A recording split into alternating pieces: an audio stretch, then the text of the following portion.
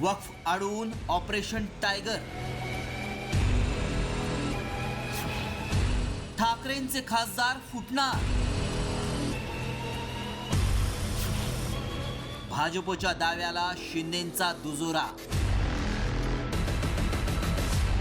वक्फ सुधारणा विधेयक लोकसभेत मंजूर झालं, मात्र आता राज्यात पुन्हा एकदा ऑपरेशन टायगरच्या चर्चा सुरू झाल्या. त्याला कारण ठरलंय वक्फ सुधारणा विधेयकापूर्वी महसूल मंत्री चंद्रशेखर बावनकुळेंचं वक्तव्य.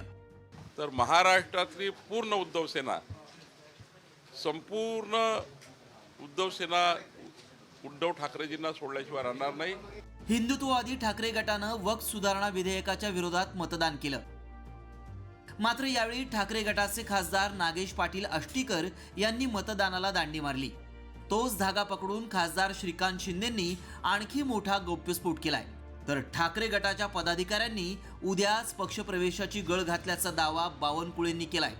उबाटाच्या खासदारांमध्ये आम्हाला ते बोलत होते की आम्हाला तर फॉरमध्ये मतदान करायचं आहे. आमची इच्छा तर खूप आहे की या बिलाला सपोर्ट केलं पाहिजे. हा बिल जो आहे हा बिल कुठल्याही धर्माच्या विरोधामध्ये नाही आहे. 100% त्यांचं मन होतं की मतदान केलं पाहिजे करून आपण एकतर मतदान केलं पाहिजे वक्फच्या बिलच्या समर्थनामध्ये किंवा वॉकआउट जास्तीत जास्त करायला पाहिजे.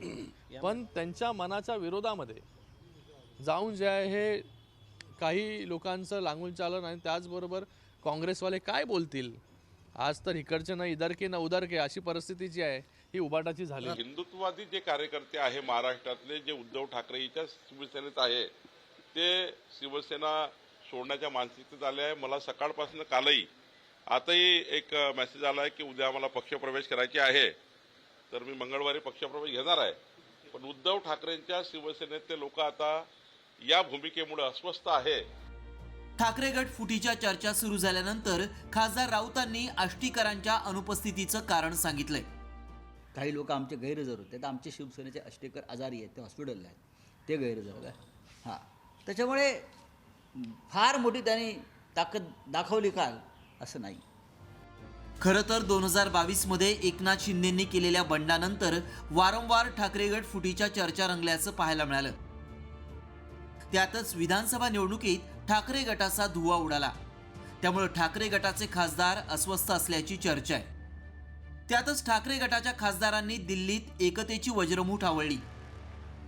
मात्र त्यानंतर शिंदे गटाचे केंद्रीय मंत्री प्रतापराव जाधवांच्या घरी स्नेहभोजनाला ठाकरेंच्या खासदारांनी हजेरी लावली होती. त्यामध्ये नागेश पाटील आष्टीकरांचाही समावेश होता.